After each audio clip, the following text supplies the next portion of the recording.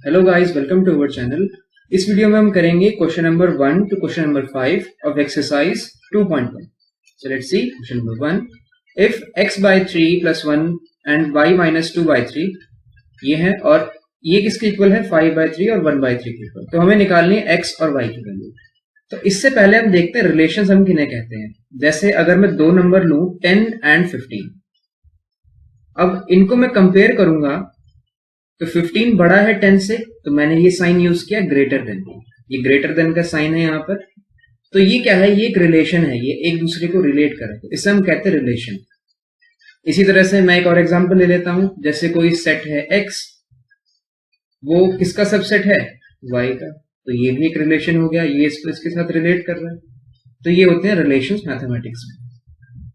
इसी तरह से यहां पर भी एक रिलेशन दे रखा है, ये इक्वल टू का साइन है, तो इसका रिलेशन इसके साथ दे रखा है। तो हमें कंपेयर करके x और y की वैल्यू निकालनी है। तो अब यहां से आप देख सकते हैं x by 3 plus 1 is equals to किसके इक्वल हो जाएगा? 5 by 3 के। मैं यहां पर लिखता हूं x by 3 plus 1 is equals to 5 by 3, ये हो जाएगा। एंड इसके साथ साथ हम क्या लिख सकते हैं? y minus 2 by 3 is equals to 1 by 3। ये हम कंपेयर करके यहाँ पे देख सकते हैं। अब इसे हम सॉल्व करेंगे तो x by 3 is equals to 5 by 3 minus 1, और y के लिए भी यही होगा। y के लिए हो जाएगा 1 by 3 plus 2 by 3। तो ये हो जाएगा x by 3, एलसीएम हो जाएगा तो 5 minus 3 by 3, इसकी वैल्यू आ जाएगी 2 by 3। x by 3 आ गया 2 by 3, तो 3 से 3 कैंसिल, तो x की वैल्यू यहां से आती है 2। एंड अब यहां से y की वैल्यू, डिनोमिनेटर इनका सेम है, तो ये दोनों ऐड हो जाएंगे। 3 by 3, अब 3 से 3 कैंसिल हो जाएगा, तो y की वैल्यू यहां से आती है 1। तो बस इस क्वेश्चन में हमने इतना ही करना था, x और y की वैल्यू निकालनी थी। Question number 2।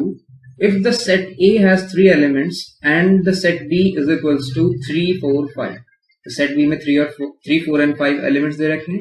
Then find the number of elements in A cross B। तो यहां पर इस क्वेश्चन में दे रखा है एक सेट A है और सेट B है, इसमें 3 एलिमेंट्स दे रखे हैं, ये इन्फॉर्मेशन है हमारे पास। और सेट B में एलिमेंट्स दे रखे हैं 3, 4 and 5। तो हमें बताना है A क्रॉस B में कितने एलिमेंट्स होंगे। इनके कार्टेशियन प्रोडक्ट बोलते हैं इसे हम। इसमें कितने एलिमेंट्स होंगे? तो इसके लिए एक फॉर्मूला होता है, number of elements in A cross B। इसमें जितने एलिमेंट्स आएंगे वो किसके इक्वल होंगे? Number of elements in A into number of elements in B। ये इसका फॉर्मूला होता है। तो अब हमें ये निकालना है। तो नंबर ऑफ एलिमेंट्स A में कितने हैं?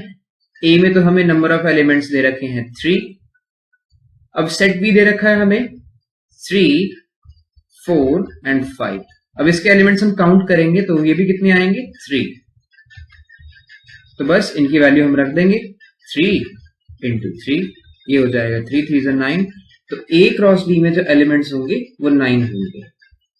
तो ये हमें बस फॉर्मूला याद रखना है और ये हमारा क्वेश्चन हो जाएगा। Question number 3। If G is equals to 7 and 8 and H is equals to 5, 4 and 2, then find G cross H and H cross G। तो मतलब इनका हमें कार्टेशियन प्रोडक्ट निकालना है, G into H and H into G। तो ये हम निकालते हैं। ये हमें दे रखे हैं G और H। तो अब इन्हें कैसे निकालेंगे? G into H। तो ये ऐसे निकालेंगे, पहले हम G का ये एलिमेंट लेंगे 7, इसको हम सारे एलिमेंट से मल्टीप्लाई करके लिखेंगे। मैं बताता हूं कैसे। जैसे 7 हमने लिया तो ये पहले 5 के साथ लिखेंगे, तो ये हो जाएगा 7, 5, ये बन गया एक पेयर। इसके बाद 7 and 4, 7 को 4 के साथ ले लिया हमने। इसके बाद 7 को 2 के साथ लेंगे, 7, 4 हो गया, 7 को 2 के साथ लेंगे। इसी तरह से 8 को भी लेंगे हम, 8 5 के साथ आएगा, 5 हो गया। अब 8 4 के साथ आएगा, 4 भी हो गया। अब 8 2 के साथ आएगा। तो इस तरह से हम कार्टेशियन प्रोडक्ट निकालते हैं, और ये जितने भी पेयर्स हैं इन्हें हम कहते हैं ऑर्डर्ड पेयर। इन्हें हम कहते हैं x और y। तो x जो है हमेशा इस सेट को बिलोंग करेगा, जो भी यहां पर होगा, और y हमेशा इस सेट को बिलोंग करेगा। तो हमने G क्रॉस H निकाल दिया। अब H क्रॉस G निकालेंगे हम। तो H हम लिख लेते हैं 5 4 2, ये हमें यहाँ पर दिया हुआ है। और जी दे रखा है 7 and 8, ये क्वेश्चन में गिवन है दोनों सेट जी भी और एच भी। अब इनका कार्टेशियन प्रोडक्ट निकालना है h इंटू जी। तो अब ये इससे अलग हो जाएगा, यहां पर हमने g के एलिमेंट्स को इसके साथ मल्टीप्लाई किया था, मतलब ये पहले आ रहे थे। अब यहां पर h के एलिमेंट्स पहले आएंगे, क्योंकि यहां पर h पहले है और यहां पर g पहले है। तो 5 की 7 और 8 से ग्रुपिंग होगी, तो 5 और 7 एक साथ लिखेंगे पहले, उसके बाद 5 और 8 पहले लिखेंगे। इसी तरह से 4 आ जाएगा अब यहाँ पर, 4 और 7 और 4 and 8, ये हो गया। इसके बाद 2 आता है, 2 and 7 और फिर 2 and 8। इस तरह से हमने दोनों कार्टेशियन प्रोडक्ट लिख लिए, g into H and h into G. तो आप कभी भी ऐसा मत करना कि g इंटू एच और h इंटू जी सेम होते हैं, ये दोनों अलग अलग चीज है। तो अब करते हैं next question. Fourth question, state whether each of the following statements are true or false. If the statement is false, rewrite the given statement correctly. तो हमें बताना है ये जो गिवन स्टेटमेंट्स हैं ये करेक्ट हैं कि नहीं है। अगर फॉल्स हैं तो इन्हें हमें सही करके लिखना है। तो पहली स्टेटमेंट देखते हैं, if p is equals to, set p की वैल्यू दे रखी है m and n और q में दे रखे हैं n and m।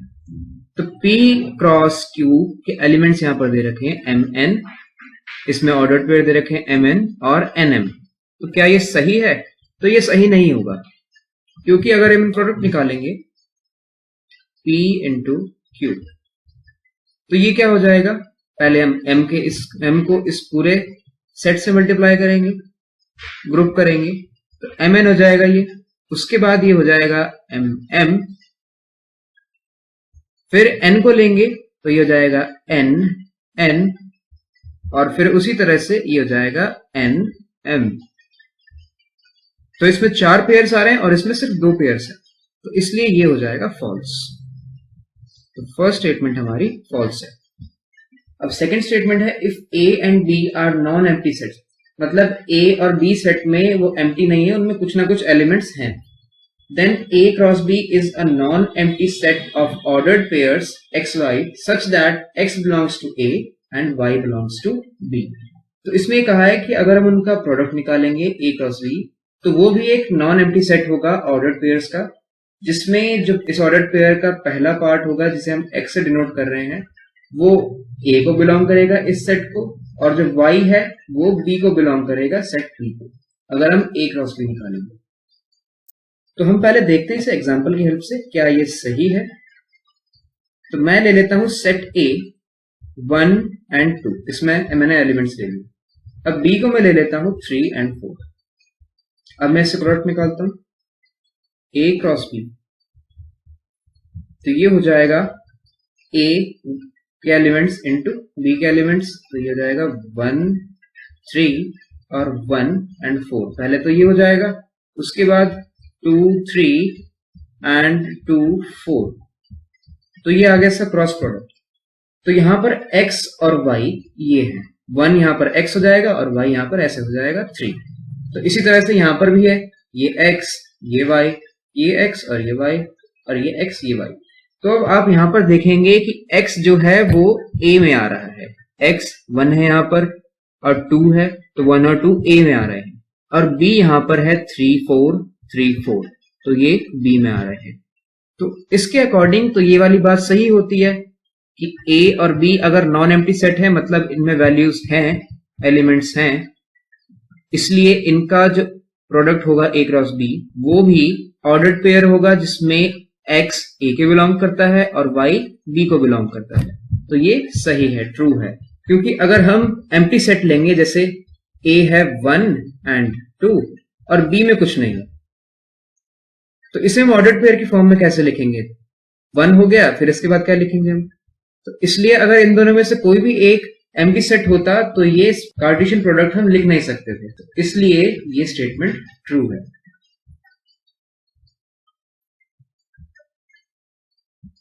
Third part, if a is equals to 1 and 2, b is equals to 3 and 4, then a into b intersection 5 is equals to 5। तो set a और b की value दे रखी है, अब हमें ये बताना है कि क्या ये सही है। तो सबसे पहले देखते हैं b इंटरसेक्शन 5। B इंटरसेक्शन 5, तो ये किसके इक्वल होगा? 5 का मतलब होता है एम्प्टी सेट, इसमें कुछ भी नहीं, खाली है बिल्कुल। तो अब इंटरसेक्शन का मतलब होता है कि इन दोनों में जो चीज कॉमन है वो हम लिख देंगे। तो अब सेट बी में तो वैल्यू है, एलिमेंट्स हैं, और ये है बिल्कुल खाली, तो इनमें कॉमन क्या होगा? कुछ भी नहीं, तो ये भी एम्प्टी होगा, इनमें कुछ भी कॉमन नहीं है, एम्प्टी होगा ये, तो ये भी एम्प्टी होगा, और एम्प्टी सेट को हम लिखते हैं 5, तो बी इंटरसेक्शन 5 के ही इक्वल होगा। अब A क्रॉस 5, तो मैंने अभी आपको बताया था A में है एलिमेंट्स और ये है एम्प्टी सेट। अब इसको आप क्रॉस करके कैसे लिखोगे? 1, और दूसरे सेट में जो हम 5 ले रहे हैं इसमें तो कुछ है ही नहीं, तो इसके साथ हम क्या लिखेंगे? कुछ भी नहीं लिख सकते, तो ये भी 5 के इक्वल ही आएगा, यहां पर कुछ नहीं लिख सकते हैं, तो ये भी एक एम्प्टी सेट हो जाएगा, तो ये सही है, इसे हम लिखेंगे true. Number 5, if A is equals to -1 and 1, find A cross A। तो A सेट की वैल्यू दे रखी है -1 and 1, हमें निकालना है A क्रॉस A। इसके लिए करेंगे क्या? सबसे पहले A क्रॉस A करेंगे, इसके बाद जो ऑर्डर्ड पेयर्स आएंगे उन्हें हम एक सेट मान के इस A के साथ क्रॉस करते हैं। पहले मैं यहां पर सेट लिख लेता हूं A -1 and 1, एक और बार मैं लिख लेता हूं सेट A -1 and 1, इससे हमें क्वेश्चन करने में आसानी रहेगी। तो अब A क्रॉस A करते हैं, A क्रॉस A कैसे करेंगे? तो A है, इसका एलिमेंट है -1 and 1, तो पहले -1 को हम इनके साथ ग्रुप करेंगे, फिर 1 को इसके साथ ग्रुप करेंगे। तो मैं लिख लेता हूं -1, अब ये आएगा सबसे पहले इस वाले -1 के साथ, ये हो गया। अब -1 इस वाले 1 के साथ आएगा, ये हो गया। अब 1 के साथ करेंगे हम ऐसा ही, 1 है तो यहां पर है -1, ये इसके साथ आएगा, और यहां पर 1 है तो ये 1 के साथ आएगा, तो ये हो गया A क्रॉस A। इसके बाद हमें A क्रॉस A को एक सेट मान लेना है और इसको कर देना है A के साथ क्रॉस, तो ये हो जाएगा A क्रॉस A। इसका मतलब क्या हुआ? ये एक सेट है, जैसे हमने इनको क्रॉस किया वैसे इसको इसके साथ क्रॉस करना है, तो ये हम ऐसे करेंगे, इसे हम पहले लिख लेते हैं -1 and 1, ये लिख लिया, इसके बाद -1, ये हो गया कंप्लीट इसके लिए। अब इसे लिखेंगे हम -1 and 1 और फिर इसके साथ 1 लिख देंगे, तो ये कंप्लीट हो गया। इसे मैं क्रॉस कर देता हूं, इससे कंफ्यूजन नहीं। अब इसी तरह से -1 और 1 के साथ -1 and 1, इसके साथ मैं लिख लेता हूं -1, ये हो गया -1। अब -1 and 1 फिर 1, तो ये भी कंप्लीट हो गया। इसके बाद है 1 and -1, अब यहां पर है -1 तो मैं -1 लिख लेता हूं। अब फिर से यही आएगा 1 and -1 और इसके साथ 1 लिख लेंगे, तो ये भी कंप्लीट हो गया, इसे मैं क्रॉस कर देता हूं। अब यहां पर है 1 and 1, इस 1 के साथ -1 और फिर 1 के साथ 1 और 1 इसके साथ सिंपली ये वाला 1 आ जाएगा। तो हमने क्या किया, ये है एलिमेंट्स, इन्हें हमने एलिमेंट्स मान के इनके साथ ग्रुप में लिख दिया, इनके पेयर बना दिए। इस तरह से हमें क्वेश्चन करना था और ये क्वेश्चन कंप्लीट होता है। Thanks for watching.